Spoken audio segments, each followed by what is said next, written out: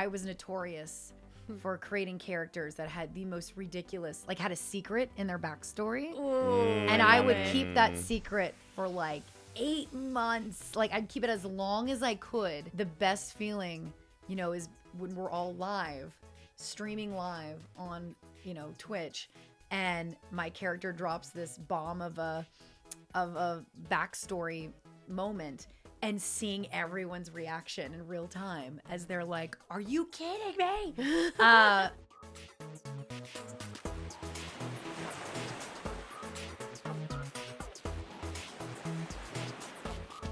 Hello, everybody, and welcome back to the DeluluCanoe podcast. We are back and better than ever. Today, joining me in the canoe, we have steering the canoe. I'm going to make you steer. You're going to steer the canoe today. Oh, no. We got Adam Williams Astro. Hey, steering the canoe without a rudder. That's a lot of responsibility I Yeah. just bestowed on you. I hope you got it. Yeah, and I did not agree to sit in the exit row, so I don't know how this happened, but I'm going to give it back to you. Oh, no, it's going to derail. Just don't drop the oar. We'll be fine. One day we are going to get an oar. We're going to get a legitimate oar, and then that way when we have guests on, we can pass them the oar. You know how clumsy I am? You really trust me with an oar in this room and all these electronics and lights? Way too much equipment. Yeah. I think I'll just keep the oar. I'll steer the canoe. I'm taking back your privileges. You hang on to it. Minus 10 points. I don't know why I've made it a game show, but now apparently it's a game show. The Yeah. oar is more of a metaphor. Oh, speaking It's a of meta game show. Meta oar. A meta oar. I don't know if you can say meta, though. I think Facebook owns that. Oh. Well, speaking of owning things, Oh. wait, that's a bad segue. Speaking of game show, Oh, it's not too far off, actually. yeah, because I actually read about our guest today that she actually was on a couple game shows. Too So many. come on down, Bonnie Gordon. You're the next contestant on Delulu. Woo! Welcome. Well, thank you for having me. Thank you for I being here. feel welcome. Oh, do you? I do. I love wish I got that. the pink memo, but next time. Oh, I mean, it's just, it's the month of love, or probably by the time this episode comes up, Valentine's Day will probably be over. Probably. But it's okay. We love love, so Yeah, every day in my mind is not Valentine's Day, but a love day. Yeah, love. yeah, spreading positivity. We actually were talking about that when you came in, talking about Exactly. just like lifting each other up. So The way the world should be. yeah, yeah. Cool, Well, cool. Well, on that note, Yeah. on love and positive vibes. Sure. Every guest that comes on the show, we encourage them to talk about something that they have never been. Wait, I'm saying it backwards. That they've been on other podcasts, but maybe didn't get the opportunity to talk about. Something that runs kind of like rent free in your brain. So I'm curious, like, what makes you Delulu? So I made a scroll of so many, Yeah. but I narrowed it down to a little bit, Mm. and then narrowed it down some more, and then figured if I could talk about this one thing within this one thing, then it would derail into mini topics and spread out. So the topic I'm going to focus on today is how TTRPGs make me a better actor. Or can make someone a better actor in general. Maybe not me. You've never seen me act. Oh no. So I actually had to do some research because I didn't know what that term meant. But when I Googled you, your Wikipedia came up and had that as like a keyword. I don't even know how accurate my Wikipedia is. Like You have sometimes a when I look at my Wikipedia? Wikipedia, I'm She like, does. oh, these are facts that, oh, really? I did this? Cool. Or, oh, I did that, but that's a little, that's a sketch way of saying it, but sure. Oh no. no.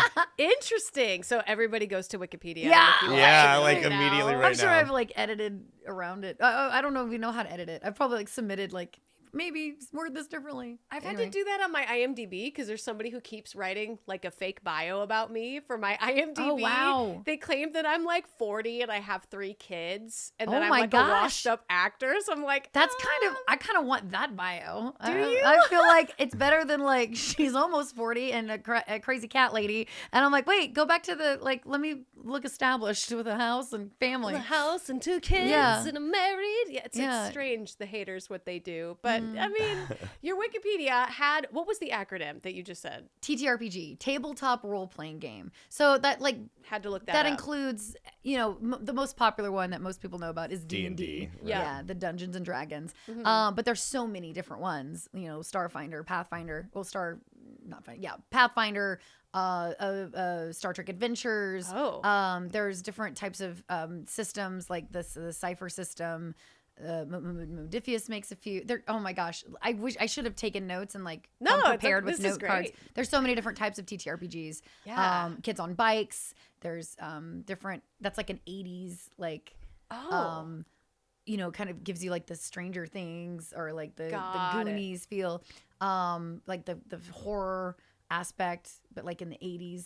But anyway, there's so many different TTRPGs. Laser and Feelings is a great, really simple one that you can adapt to any type of plot or story. But yeah, tabletop role-playing games. How it's maybe a better actor. Let's go back. Okay, yeah, back to the acting. Back to, back to topic per se. There's so many different things about it. Well, you know, let's simplify. Let's keep it for D&D for now. Sure. So actually, SAG just came out with an article interviewing like me and Todd Stashwick and Michelle Hurd and Anthony Rapp, a bunch of Star Trek actors. Love Todd Stashwick. Isn't Todd the best? He's so one of my good. favorite DMs ever. He's so good. If you ever have the opportunity to play D&D with Todd Stashwick, take it. Oh. Anyway, shout out to Todd. Woo. Anyway, so it's a bunch of Star Trek actors, and we all play D&D. And they did this interview about how TTRPGs and acting can kind of go in hand in a bit. Mm-hmm. So when you think about D&D, you think like a bunch of weird, wacky characters. Everyone's like playing a different like species, a different race, a different talent, different ability, job class, different class. Yeah. Thank you. My ADHD is having a great day today. You're killing it. Thanks. Roll for initiative. But no. But like all the different classes and races. So you think it's all these different characters that come from all these different backgrounds, all these different religions. Everyone like, worships different gods and different this and that. And they're all working together for a common goal or common story. Mm-hmm. And it's a collaborative game. And you're playing this character that you have to fully embody and like do the choices that like Bonnie necessarily wouldn't make, but this character I'm playing would make. And it's like an exercise in not just staying present within a character, but making solid choices and making choices that you would in character, staying present within the plot, staying. You have to stay awake first off, but no, and it's all improv as well. So and you have this backstory that you create with your character that continues to grow. It's also staying in character with like keeping a voice if you choose to do like a different accent or voice. It's such an amazing exercise, I feel, in the sense as an actor that especially as a voiceover actor, because I go into a role and I create this like voice for something, and then maybe like 2 months later they bring me back in for this animation thing and they're like, okay, remember what you did? And I'm like, no. Oh no. Or like a year later even, I'm just like, get playback please. So you have to like remember the choices you made, remember the character you created within that role, and bring it to life every time and keep it new and fresh. And I feel like with D&D that's kind of the same thing. Like you're playing this campaign with these people depending, and it's such a joy to get to play something and then it's done. You don't get to like relive it in the sense that you can't just rewind and play back, unless I guess you were taping it, but sure, yeah, which a lot of the time now, like with streaming and whatnot, D&D and different role-playing games are taped and streamed on Twitch. Critical Role is a perfect example, Dimension 20. But for the most part, if you're just sitting at home with a home campaign, it's like the one and done of like, wow, I wish I could go back and relive that. But all you have is the memories. Oh, well, that's what makes it special. I feel like sometimes it's just something for you and for your soul. Exactly. I am curious, how did you get started in TTRPG? Yeah, so many letters. I have ADHD, TTRPG, OCD. There's so many letters. Yeah. D&D. Well, I got started in TTRPGs by working at Geek and Sundry, actually, which is the online channel that Critical Role started with. And I was on their Star Trek RPG show, Shield of Tomorrow. as Ensign Lark Sage. Shout out to Cream Soda. Yeah. The USS Sally Ride. But yeah, it was basically getting to play in the world of Star Trek as this character I created. And we did it for years. I mean, there's like over 40 episodes on YouTube, I think. Wow. It's hours and hours of, each episode's like 3 hours, 4 hours. It's insane. Wow. Yeah. And it's so much content. And then we did another one that was called Callisto 6. And it wasn't steampunk. It was a cyberpunk superhero, dystopian type future where it's like, you know, this city where, you know, kind of very cyberpunk feel. And this group of misfits kind of get bestowed these superpowers. And we were like, we've kind of become like, we saved the city, basically. We're like becoming like the little superhero group of the city and fighting, you know, the big corporations that are trying to take the city down. So that was a great show. It was on for a long time. And so getting to play all these characters was just such an amazing exercise and as an actor, because every week we would have a new episode and it was all improv pretty much. Like we really, you know, we knew nothing going in what was going to happen. And I was notorious for creating characters that had the most ridiculous, like had a secret in their backstory. And I would keep that secret for like 8 months. Like I'd keep it as long as I could. And the DM or GM, game master, dungeon master, the person running the game would know. So when you create your character and there's little things like that, you know, you can be in cahoots. So the game master, Eric Campbell, knew the secret backstory of my characters, and we would keep it secret. And then like as the story would progress, he'd be like, how do you want to reveal this? Because it's getting to that point where we've kept it secret for so long, it has to come to fruition. And the best feeling, you know, is when we're all streaming live on, you know, Twitch, and my character drops this bomb of a backstory moment, and seeing everyone's reaction in real time as they're like, "Are you kidding me?" All the signs were there, and it's exactly, and it's kind of like, and you as a performer would get this. It's that feeling of instant gratification you get when doing theater, when like singing live or getting that like that applause or that laugh. Yeah.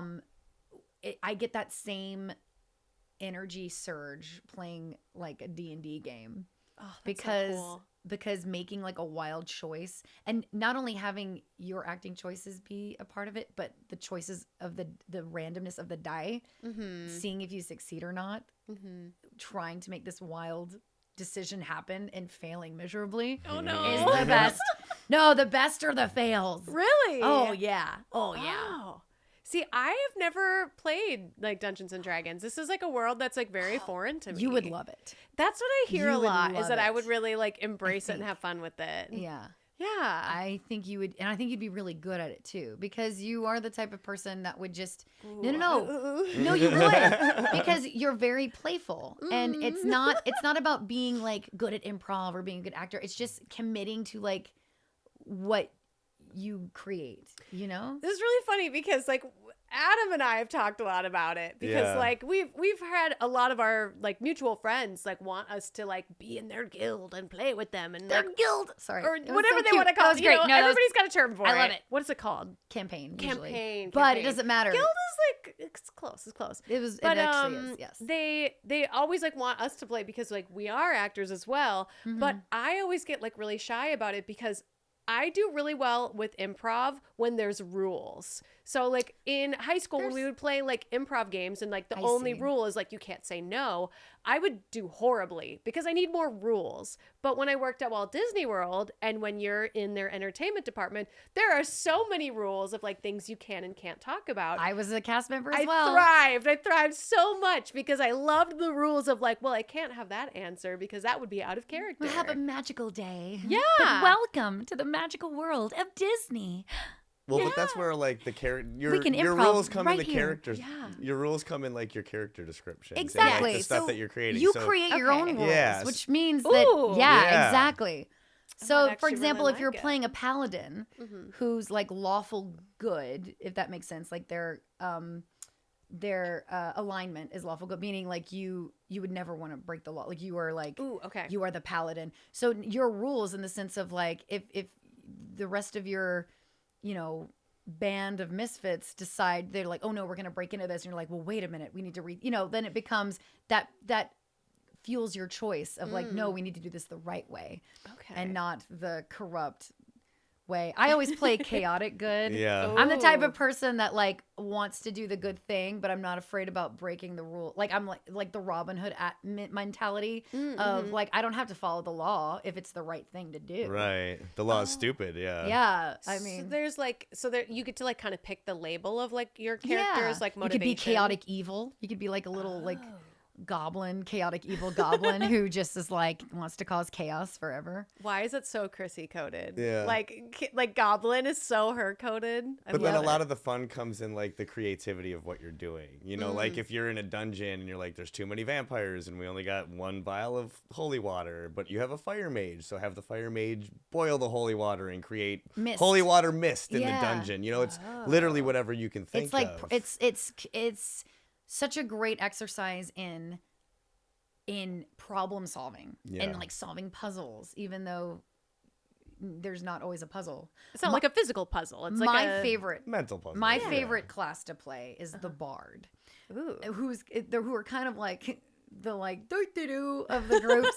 support characters. Yeah, but it's my favorite, and that is because I almost always will play a character who has like spells, and I will cast the spells in song in rhyme, but with what's happening. Like for example, when I hug you, I know that you care. I'm glad to be here, sitting with Dare. Like doing like a little. That was a terrible spell, but you know what I mean. Like, but it would be like something like that where I would cast some kind of spell. We're about to have a confrontation. Time to cast bardic inspiration, and then I would cast, bardic inspiration to the player who's about to go into the battle. Cause I'm like, I'm going to get cut in half with one swipe, but you can fight Mr. Barbarian Man. And, so it's, Oh my God, I love it. it's really fun. I love playing the bard. I have to stop myself from playing a bard every time because I feel like that's cheating since I feel like I'm a bard in real life. Oh, okay. Yeah. But I love playing bards and rogues. Rogues are like the mischievous, mysterious thieves, Yeah. types. To where I like be all in black and like checking for traps and like picking the locks. And so those are the kind of characters I like to play. Yeah. But there's so many different types. Oh, that's so Anyway. fun. I mean, I've never even seen anybody play, so maybe I need to do some research and like look online and watch some Twitch streamers play. Because It's so fun. one of my good friends, Kalaris, she's like pretty. I don't know if she's like well known for playing D&D, but like I see her at all the conventions, so maybe I need to hit her up and be I'll like, hey, send friend. you some links of like Yeah. quick, because when you watch someone play online, it's going to be like 4 hours long. Oh, just okay. for one episode. Oh. It's like And Monopoly. It's very Yeah. so. I'll send you some clips of like that'll break it Highlights. down exactly. Okay, for yeah. you. I almost like need to watch like if there's a video that explains like D&D for dummies. Like I feel like I need that. So my old band partner Xander Jeanere of the Library That's a Bards, name. Yeah, he's also a professional D&D player and DM, and he did a video with Wizards of the Coast. Oh, I love Wizards of the Coast. Yeah, Okay. he did it with them sponsoring, where he went out to the Midwest, where his mom lives in Wisconsin, and got like his aunt and some of her friends, and it was a bunch of Midwestern moms who have never played D&D before, who have no idea what it is or what's going on. Yeah. And like they made a video of these moms playing D&D for the first time, and they're wearing like these little like Viking helmets and like crowns, and like Aw. they have no idea what they're doing, and it's the cutest thing ever. And it's like this cute little cute. 12-minute YouTube video of him taking these Midwestern moms on a D&D adventure, and they're just like, and they get so into it, and it's so Aw. cute and heartwarming. I'll send you that. Yeah. Because it's very much like D&D 101 of just, he explains, okay, now pick up this die and roll it. And they're like, okay. Oh, And it's so Wisconsin cute. accent. Yeah. Ooh. Oh, sure. Oh, we're going to kill it. Oh, we're going to kill that. We're going to kill that bad guy. You know I'm from Wisconsin, buddy. Oh, sure. Yeah, don't you You got know? a lot like of that, cheese up there. that's why I find it so darn surprising that those little ladies were ready to play D&D, because when I was a child in the 80s, D&D was for the devil, and that was something that sure. you don't play, don't you know? Oh, the devil panic there. Yeah. You're a... Yeah. Yeah. I'm from Minnesota, so the South sounds way too familiar. I'm from the Bayou of Louisiana, so... I read that about you, and I was Yeah. shook. Yeah, I'm from No Cajun idea. country, like Breaux Bridge, Lafayette, Louisiana. Wow. I grew up with the best food and music. Yeah. Got my start singing in New Orleans. Then Katrina hit, and I was like, bye. I remember Katrina. Oh my Yeah. gosh. I couldn't even say Katrina properly. I was so shook by that statement. Yeah. It was wild, yeah. But I kind Wow. of like became a nomad and moved around, which is kind of like a D&D party of just Yeah. moving around from adventure to adventure. Is I'm that linking that to keep it on topic. See? Oh, see, look at you. Segues. We love that. So then how did you end up in California? I was living in Vegas, doing shows in Vegas for a while. That checks out. Yeah, doing shows in Vegas. And then I came out here to LA for like a weekend. I was trying to decide whether to move to New York or LA because Ooh. theater was my main love. Yeah. And at the time, I didn't realize you can't make a living, or you couldn't make a living doing theater in LA. I was like, oh, I could go to LA and do theater. You can't. No. You don't make livings in theater here. You can't make money doing theater. Hmm. You can do theater. Yeah. You won't make money. Got it. Do it. Okay. So I was trying to decide. That's what. Yeah. I'm just gonna say, Chompy, you can cut however you want that, but don't bother. Nah, I it's just wanted good. to. I just wanted Let's to be real. acknowledge you, Chompy. Hi, Chompy. Everybody acknowledge Hi. Chompy. Hey, Chompy. Okay. So I was trying to decide whether to Yes. move to New York or LA, and I went to LA for the weekend just to kind of see it and check it out. And I walked into an open audition of Second City, like by accident. Oh. And I was like, what's going on in here? And I just auditioned for Second City. Oh, And then I got the letter, like, On accident. huh? On accident. Well, it was just like, it was like an audition. I think you had to sign up in advance. So I just kind of walked in, like, can Yeah. I put my name down? The lady was like, okay. Wow. I had my little suitcase with me and everything. Oh, And I just walked in and crashed this audition hell for yeah. the Second City Conservatory. And they have like intro 1, 2, and 3, and then Conservatory 1. And I got the letter saying, like, you're skipping intro 1, 2, and 3, and we're going to put you straight through the conservatory. And I was like, oh, great. So I like, Wow. you know, I was like telling my parents, like, oh, I'm going to move to LA and go to a conservatory. So they're thinking I'm going back to school. They don't realize it's for Second City Improv. Oh, wow. Tricked them. They're like, oh, how wonderful. And it wasn't quite like that. But yeah, so I moved out to LA because of Second City and improv. Wow. And then started doing like theater and different shows out here. And again, you know, I didn't even start doing the RPG stuff until later. Like, it's funny, most of my TTRPG experience is in front of a camera for an audience, whether it be live in front of at a convention or, you know, like a charity stream or Geek and Sundry. You do it live at a convention? Yes, Wow. that's in fact the Star Trek actors I mentioned earlier. We did this whole year at Star Trek conventions. It was called Trek Does D&D, and we did a 2-hour one shot in each city, like Dallas, Nashville, Chicago, Jersey. It was a huge hit. It was so funny. Wow. Wow. Yeah, Todd Stashik was the DM. Nice. And it was like Anthony Rapp, Michelle Hurd, Wow. Celia Rose Gooding. It was me, Sirach Lofton, Elias Tufexis. So it was like all these Star Trek actors playing D&D in front of a live Wow. audience. And people were like, what is happening?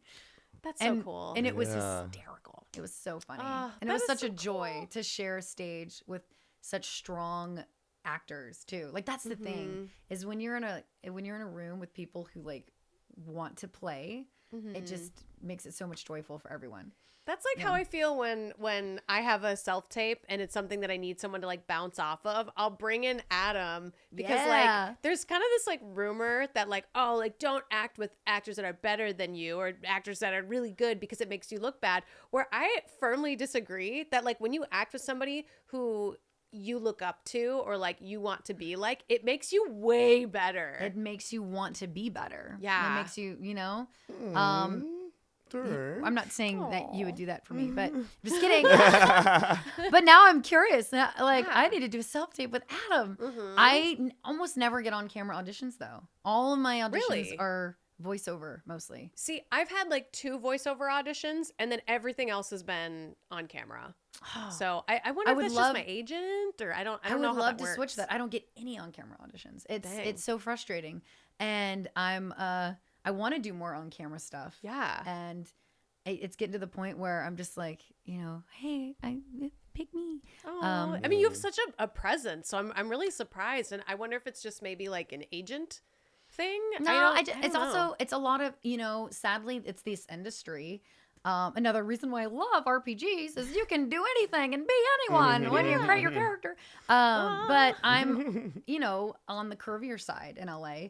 And I've been told, by many casting people to either like lose 50 pounds or gain 80. That's so like I'm not big enough to be like the fat best friend, and I'm not thin enough to be like an ingenue. So I'm in this, and I'm a character actor, but I don't look character enough. So it's like I'm in that weird, I'm in that weird, like uncastable, like triad thing. I don't know where I'm in this weird uncastable limbo where on paper they just don't want to see me. If I can get into a room and audition, I almost always get a call back or book it, but it's just getting in that room that I never. Wait, what are you looking at? What are you looking at me for? I'm looking at you because we did an episode, the first episode that Adam came on. Yeah. We did like the debate versus, it was like self-tape versus in-person auditions. And that was one of the things that Adam actually said is that like I feel like this is the episode that I keep bringing up past episodes. No, so it's fine. Fall down the Delulu rabbit hole. Yeah. Watch a bunch of them. But, that should be the music every time we say like Delulu rabbit hole. The Wayne's World, yeah. Yeah. But Adam had mentioned that like anytime he has like an in-person audition, he's got like that presence thing going on too, that like he'll book as soon as he like walks in the room and talks to them. So yeah, that's how I feel. See, I don't have that because I get in the giant pool of generic brunette pretty girl. So it's like I get in that line and I'm cool with it. Like I have no issues with it, but I also have like terrible audition anxiety that if I don't know I'm auditioning for something, it'll go phenomenally. Yeah, like no issues. yeah. But the minute I know that like I'm auditioning and it's for a big thing and it's a big deal, I should have just stayed home. Cause like I gotta like pee in the car or You're like I can't find panic mode. parking. I'm sweating and then I like practice the monologue, but I get in there and I mess it up and I just it's bad. I'm so much better with doing cold reads or improv auditions than preparing something. If they say like prepare a monologue or be off book or this, like it gets almost over rehearsed in my brain. You get it locked but in, if it's like if they have me come in and say be funny, do a just Make something improv, up. make something up, I'm like, oh thank God. Oh, I can do this. And then I look around, I'm like, okay, I know that a lot of people that are in this audition room is gonna walk in and panic when they say just make it up. Yeah. Because half the time, if actors, there's like the actors who like to be completely prepared and like have everything mapped out, and then there's the actors who will just go in blind. And I think I'm the one that just wants to go in. You don't want to know anything. Yeah, don't tell me anything. Yeah. Like tell me a little bit about what, like, where are my guardrails? Where are the bumpers? Where are the For rules? Where are the bumpers? the rules? There was Yeah. the rules. Where are the rules? Where are the bumpers of this bowling alley? Yes. And let my ball just go boom, boom, boom, boom, boom, boom, all around it, and I will probably not get a strike, but it'll hit something. I'll hit something. Hit some Yeah. base, Maybe yeah. a child, but I will hit something. But I feel like that's how you remain like memorable too, is when you like are just trying different things and you're like playing with the casting director, whoever's in the room. Your chances of booking, I feel like in person can be anywhere when you don't know what they're looking for. But I true. think that's the gift is when you don't predict what they want, because then it makes your acting more real.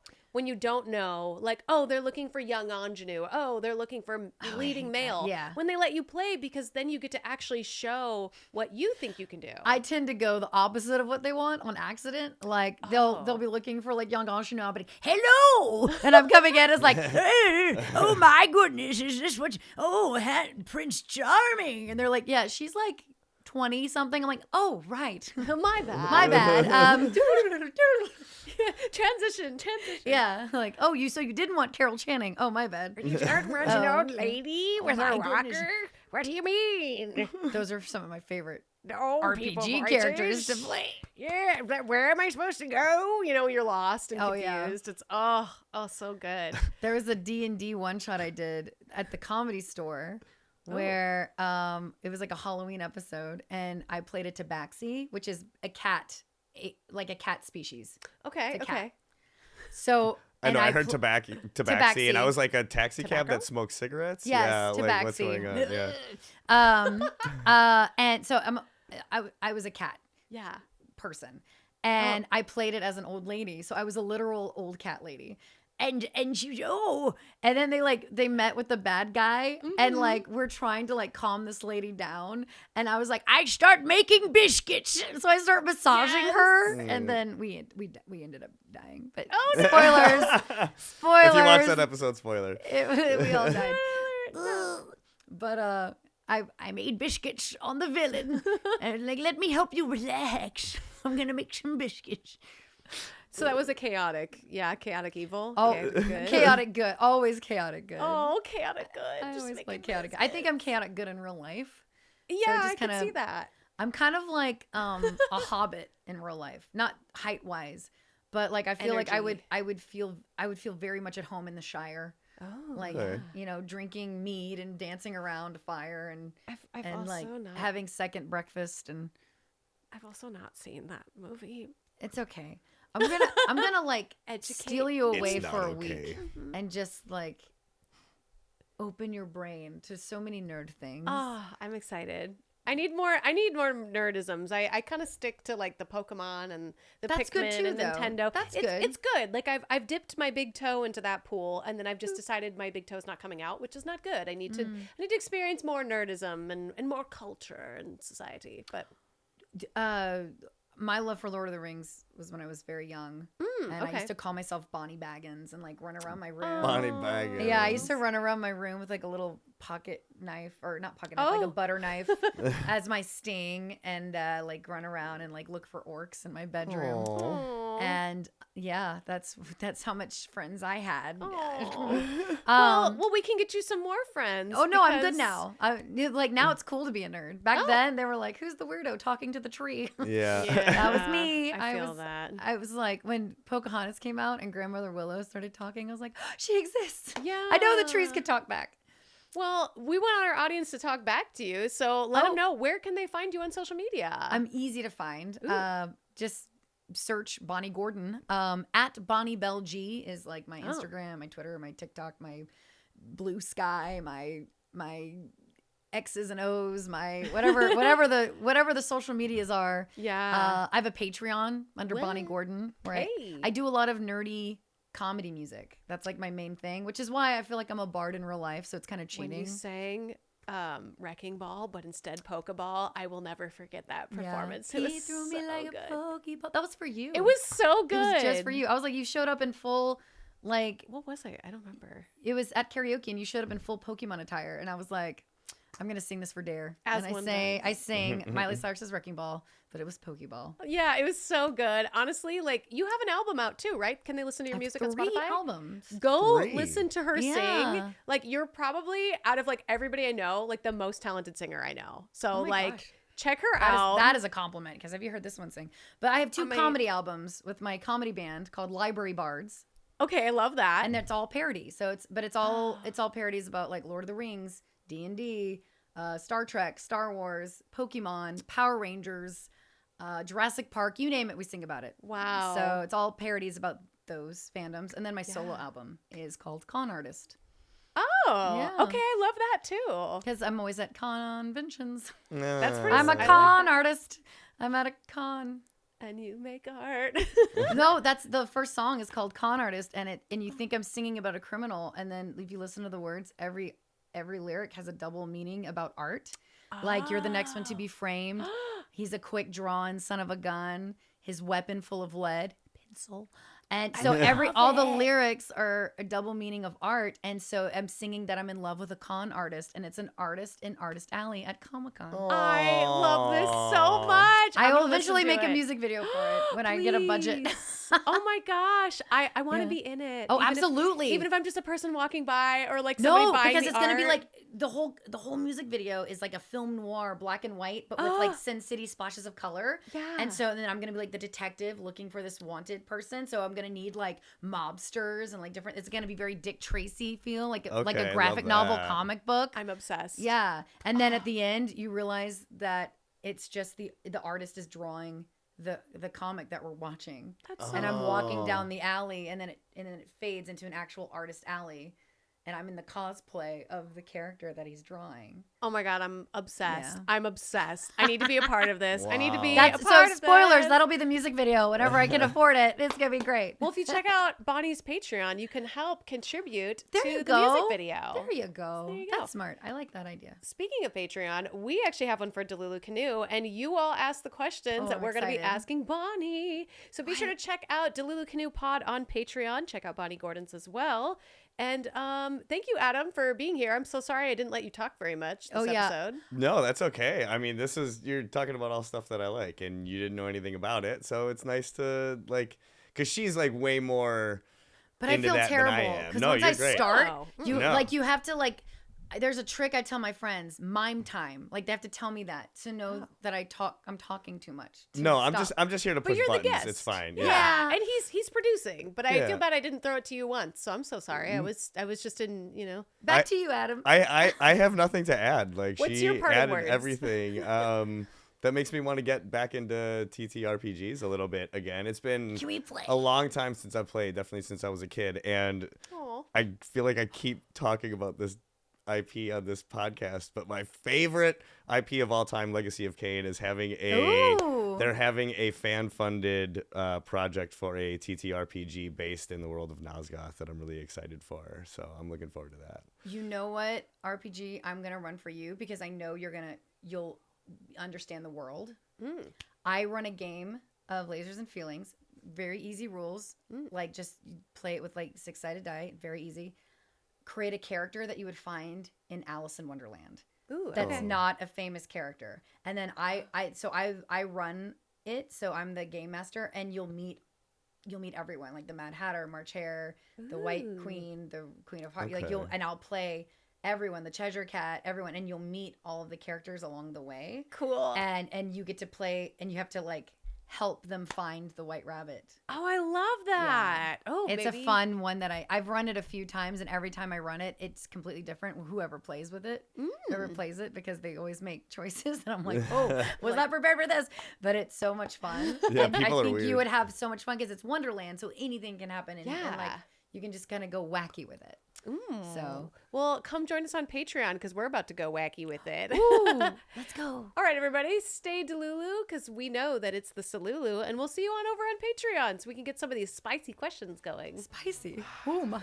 Don't forget to subscribe as well. Like, please go poke the like button and subscribe. Poke both of them. Poke. Okay, bye. We'll see you on Patreon. Bye.